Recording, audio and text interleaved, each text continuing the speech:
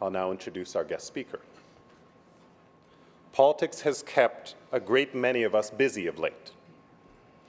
There's been no shortage of work for incumbents, hopefuls, strategists, and pundits, and no shortage of tough decisions for voters.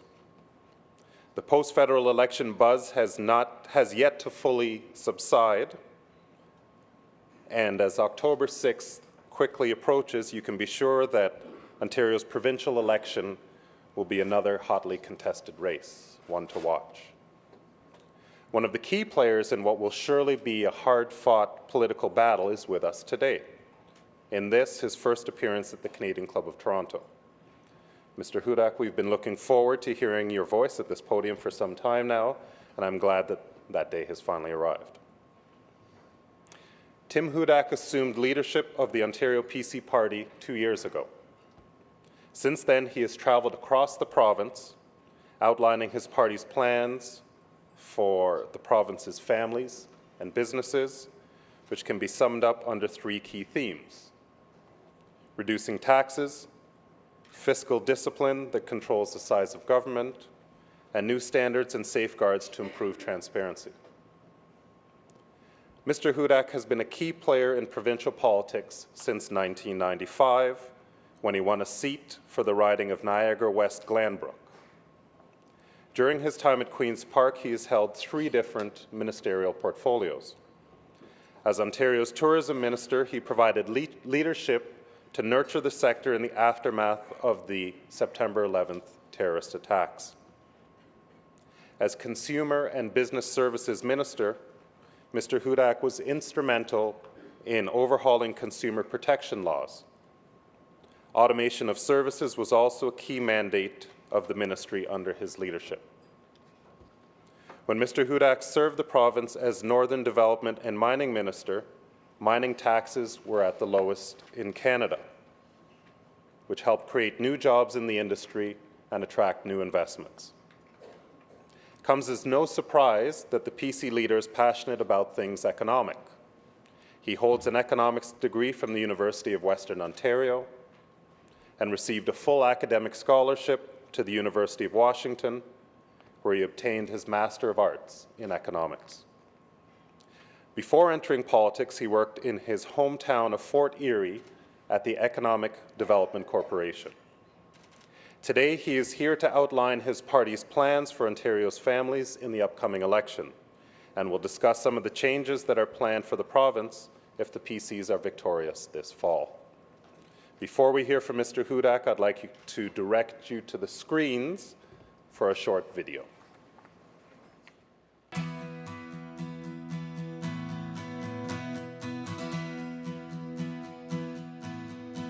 People sometimes ask me, what kind of name is Hudak? It's a story told in households across our great province, coming to Canada for a better life. It's a Canadian name. I respect what you do because I know your story. It's a story of my family, of my neighborhood, of my hometown, the Ontario that made me. Both my parents were teachers. It starts with a family of educators, instilled with the values of a desire to help and the will to work. I know the struggles of middle-class Ontario. That's who I am. That's where I come from. You patrol the borders, a stone's throw from your childhood home, or earn your master's in economics. You buck the odds and get elected at age 27 and help a community stand up when they try to shut you down. Instead of more bureaucracy, more red tape, more pet projects, I will invest in health care first. You're selected to serve in cabinet not once, but twice. The Liberal campaign slogan. Yeah. The McGuinty Liberals won't raise your taxes. This time, we really mean it. And to lead the charge for change in your province, your grandfather's province, because this is exactly what he had in mind. I want to be premier to stand up for families like my grandparents that came here to seek a better life. That would be like a wild dream for immigrants to come over to a new country and expect that you would have a leadership role in that new country. You get your best advice from ordinary Ontario families who work hard and play by the rules. Ladies and gentlemen, Ontario can lead again. We have a province to save. We have an election to win, and the last mile starts now.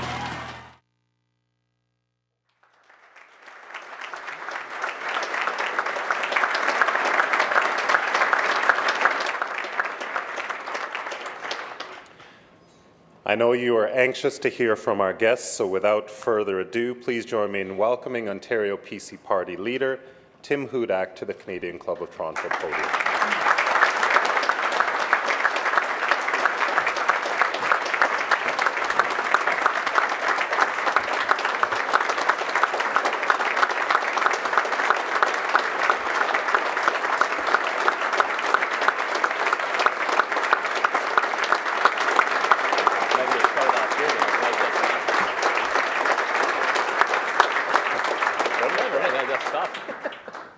Well, thank you very much, Nick, for the kind introduction. Friends, thank you very kindly. It's a great honor to speak for the first time at the Canadian Club. Such a large crowd's very moving, and sometimes when the opposition leader, somewhat unexpected. Sometimes being an opposition leader can be a rather humbling experience. You travel for miles and miles to a church basement, and 3 or 4 people show up to listen to you. I remember going on a local cable show one time and driving there and finding out that I got bumped for the local pet show instead. And pretty well every day, Nick, I have 2 daily reminders.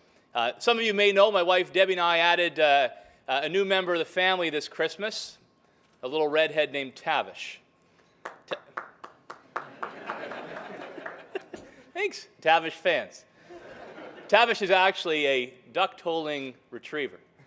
Darling little dog, but helps me get back down to earth, because every morning, out walking Tavish, and the neighbors come by, big smile on their face, hands outstretched, and I realize it's actually the dog they're coming to see. And then a few minutes later, the second reminder, when just like every Ontario taxpayer, take the plastic bag out of my pocket and realize there's a big mess I got to clean up. Friends, Nick, thank you very much for the kind words.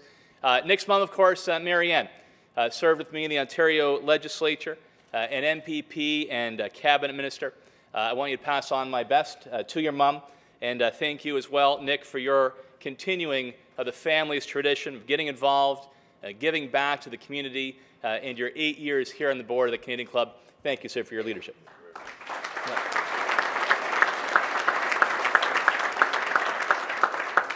I know there's a great number of my colleagues here from the Ontario PC Party, many of our candidates as well that have put their name forward for nomination for this fall's election. Our convention this past weekend was a tremendous success, and I want to thank them all very much for their leadership and their dedication to this great province. And I also want to recognize 2 former premiers who are in this room with us this afternoon, Premier Mike Harris, Premier Bill Davis. Thank you very much, gentlemen, both of you for joining us here today.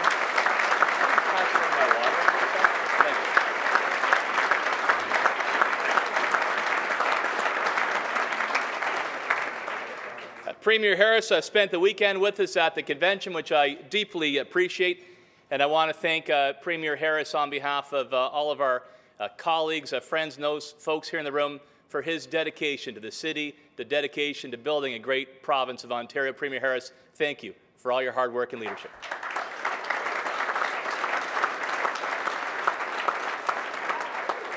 And I know Premier Davis and I spoke earlier upstairs. Premier Davis informed me that he has actually addressed the Canadian Club on 9 separate occasions. Of course, he was only invited to speak 4 times. The other 5 got a little carried away. Premier Davis sitting with Ryerson today, by the way, and Premier, I know your dedication to post-secondary education in our province.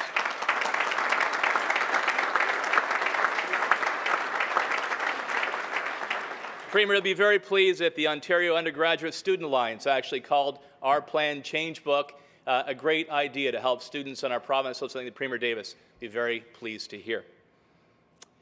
Friends, for 100 years, the Canadian Club has been at the forefront of debates that have shaped our lives. And of course, for most of that period, Ontario has been the engine of Confederation, a shining star, a leader. There was no better place to live in this entire country or continent than Ontario. And it was those values that attracted my grandparents here across the Atlantic Ocean from then Czechoslovakia prior to World War II.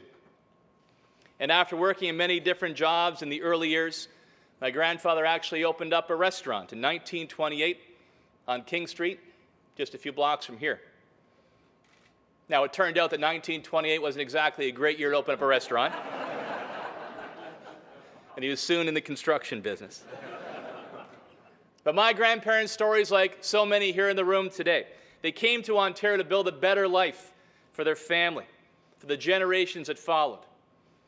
And like my grandparents, for generations, Ontario families had a very straightforward path to get ahead. You work hard, you play by the rules, support your community, and be assured the future was bright for everybody gathered around the kitchen table. And sadly, we know it wasn't that way in Ontario today. Today, life has become increasingly unaffordable for many families. Surprise new taxes have taken repeated bites out of the family budget. Expensive experiments are driving up our hydro bills. And private sector job creation has stalled. And this government has dug itself in an historic budget hole and refuses to relinquish the shovel. We look at the last 8 years and we say enough. We say it is time for change. It gives families the relief they need, the hope that they deserve, and the time together they cherish. So this is how we will bring that change. It's called Changebook, and it's our party's commitment to Ontario families. And Changebook has been built from conversations we've had with families in every corner of this province. Talking to them in person at coffee shops and hockey arenas, on the phone, through email, Twitter, and Facebook, and our unprecedented HaveYourSayOntario.ca survey, where 20,000 people participated, wondering mums and dads, students, small business owners, to have their say in how to build a stronger, more prosperous province of Ontario. We asked them to talk about their priorities, what kind of tax relief they want, their priorities for new investments, on how to move Ontario forward and make it strong again. And that kind of advice has resulted in Changebook's 3 main pillars. Change to put more money back into the pockets of hardworking Ontario families. Change to guarantee key services like healthcare and education. And change to clean up government and demand personal accountability.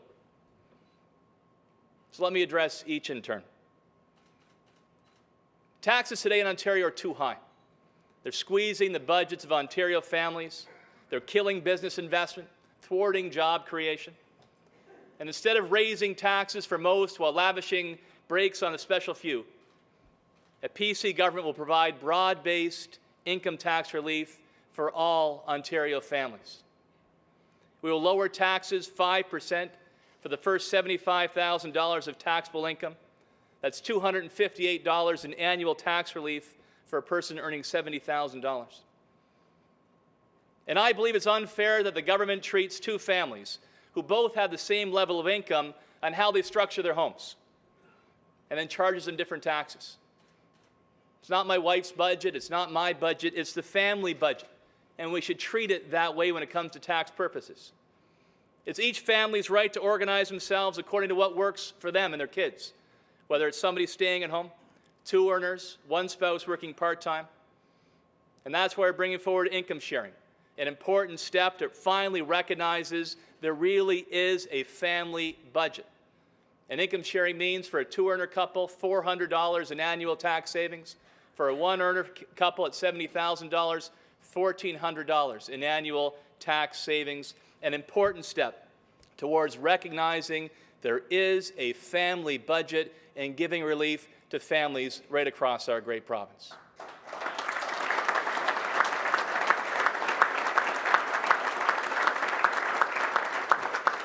An Ontario PC government will double the caregiver tax credit. That's compassion And it's a relief that families taking care of growing children and aging parents desperately need. And a PC government will cancel the Liberal government's eco-taxes. These taxes do nothing to improve the environment. They simply add to the family burden. We already pay high enough electricity prices as it is. They do not need to pay an extra tax on a laptop or an Xbox 2. And friends, we will remove the HST from home heating and hydro bills, and then remove the debt retirement charge from your hydro bill as well. If there is one thing that underlines everything wrong with the current government, it's the debt retirement charge.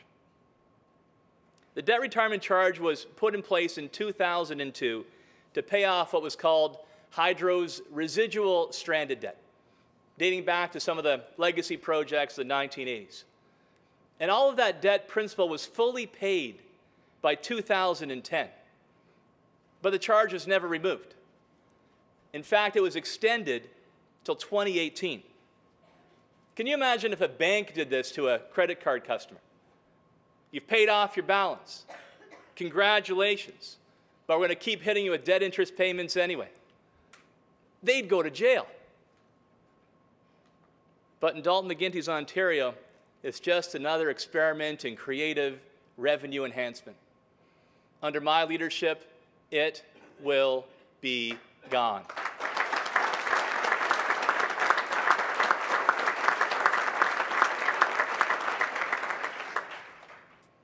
And almost the very first thing that the current government did when it came into office in 2003 was to increase the basic rate of corporate income tax.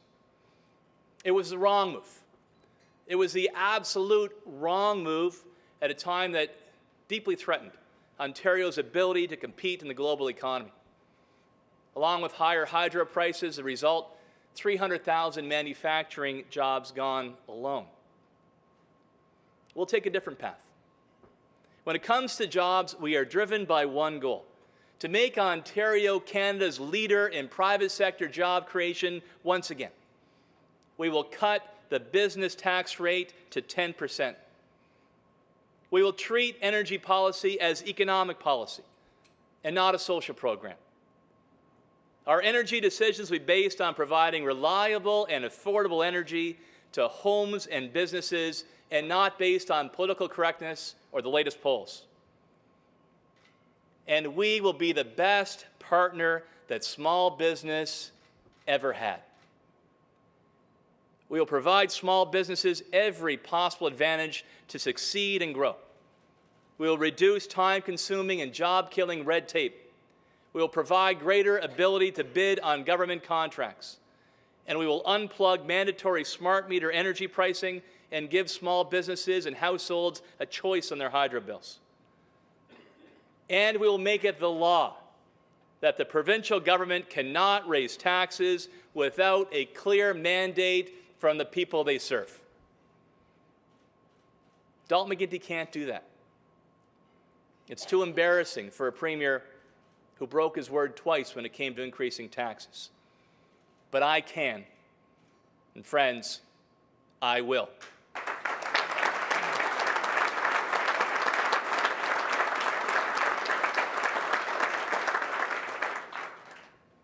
Changebook's second pillar is to guarantee the services you need.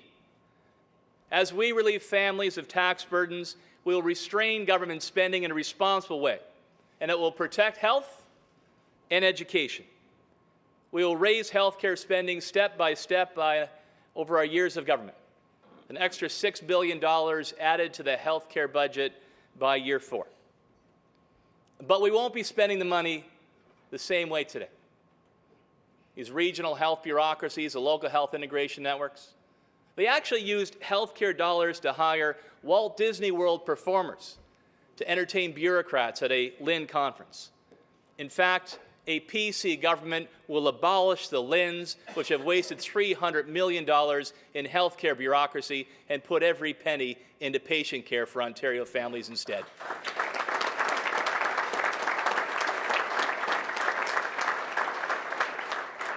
And we will institute wait time guarantees for emergency room care and actually hold hospital CEOs accountable for those guarantees.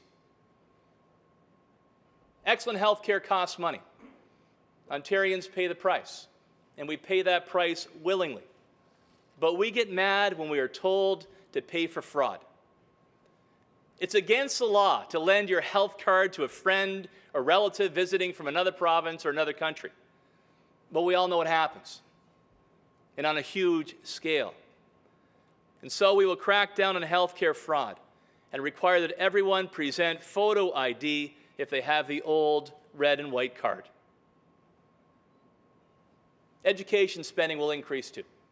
In fact, a $2 billion increase by year 4. We will free teachers to teach, give them more authority in the classroom, and end this pressure on teachers to inflate grades. Beyond health and education, we will work to find 2% in responsible savings throughout the rest of government.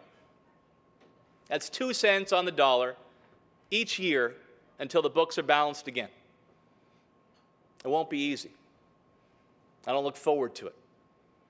But it must be done, and it can be done smart. And despite the McGuinty government spending spree, Toronto has been rated as having the worst traffic in North America. Not Canada, in North America. And I'm a new dad who sits in traffic just like everybody else. And for me, traffic jams are personal. It's time stolen from time with my wife, Debbie, and my daughter, Miller. Every dollar I spend on infrastructure, I will spend with this focus. Will this money speed people faster on their way home? Will it move goods faster and create new jobs again? What Ontario can live without, we will live without. Believe it or not, we have almost 630 different agencies, boards, and commissions in our province. Honest to God, you could take any 3 letters of the alphabet, put them in any order you want to, and you get some government agency, board, and commission that you've never heard of, and you're paying millions a year to sustain. You put an E in front of it, you're up in the billions.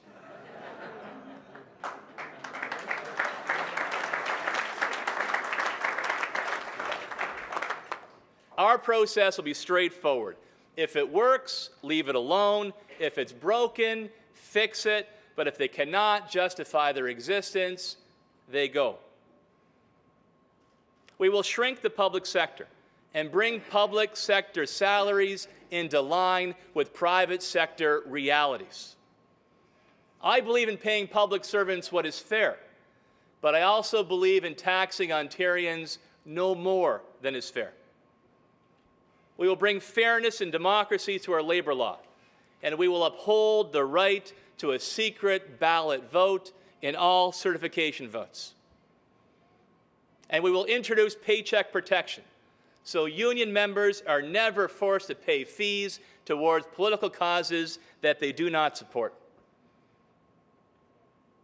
You know, unions spend more money on Ontario elections than political parties do, with a lot less transparency, which means public sector collective bargaining in Ontario often puts union leaders on one side of the table and politicians elected by union money on the other side. Who's fighting for the taxpayers? Obviously, Dalton McGuinty can't do it. I can, and I will.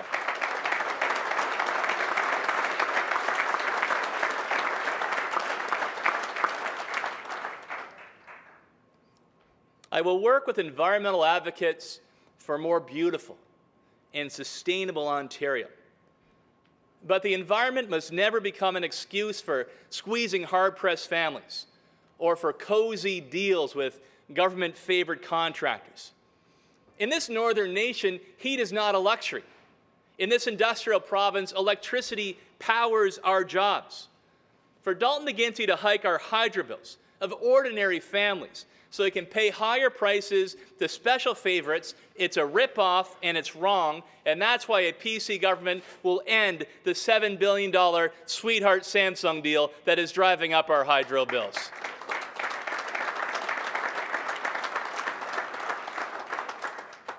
I hear this everywhere I go. Bills are too high already. Hardworking Ontario families do not need new energy taxes. And one thing we will not do, a Tim Hudak government will never do, is implement a carbon tax in any shape or form. When it comes to our communities, our government will restore a fundamental Canadian principle, one law for all. Lawbreakers will use their time in provincial prison to repay society, picking up litter, raking leaves. And I'd especially like to see prisoners using mop and pail to clean up their graffiti that defaces our city of Toronto and that threatens law-abiding citizens with this message: gangs rule here, and there's nothing the authorities can do. If you entrust me with the government of Ontario, those who fight the law will find the law won.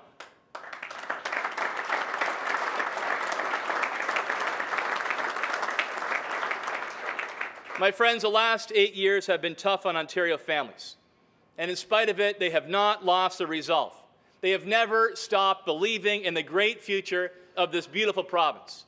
And neither have I. But Ontario needs change. Change puts more money in your pocket and brings relief from taxes and skyrocketing hydro bills. Change that guarantees the services that you need with the very best standards in the entire country. And change that cleans up the government and eliminates the waste, the fraud, and the secret deals that have become a hallmark of the McGuinty government. Change Book is how our government will bring about that change. Change Book is how our government will take Ontario forward responsibly, with respect for the people of this province who pay the bills. The choice on October the 6th is very clear. More tax increases, more surprises, more misplaced priorities, more money wasted on bureaucracy. Or you can join with families across this province to make a better choice, a choice to put families first, a choice for a Tim Hudak PC government, and a choice for the kind of change Ontario families deserve. My friends, thank you very much for your attention here this afternoon.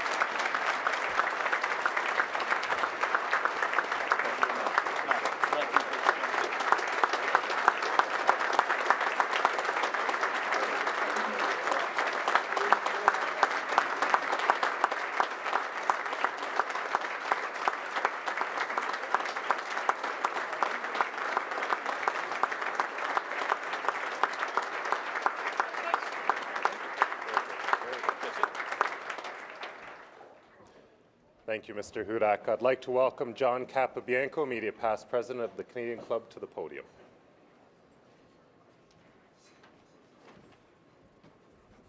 Thanks, Nick. Tim, it was a pleasure to have you with us today as you outlined for us the PC Party's plans to address a number of issues that are top of mind for residents of our great province. While the election hasn't officially begun, the race to raise awareness, motivate voters, and articulate positions is well out of the gate. Making Ontario the best place to live and work and raise a family is a goal that we can all agree. Tim, you continue to demonstrate your passion and your commitment for Ontario. Your strongly held belief in affecting positive economic change clearly drives your Change Book. And with your experience in your previous ministerial roles, you are well prepared to succeed in the coming months and years ahead. Please accept our best wishes for a positive election campaign, and do accept our invitation to return to the Canadian Club of Toronto after the election. On behalf of all of us, Tim, thank you very much. Yeah.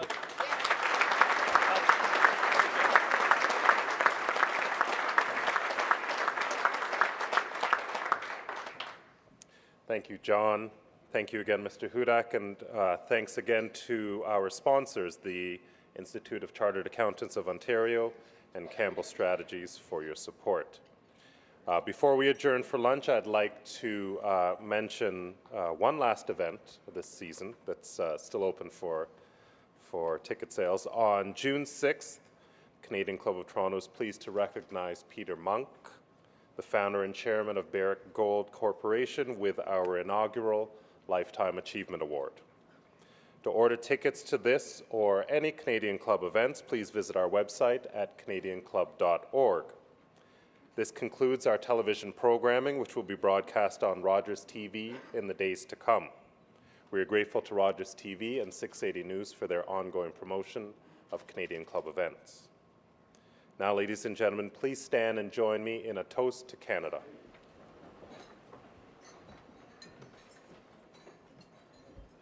To Canada.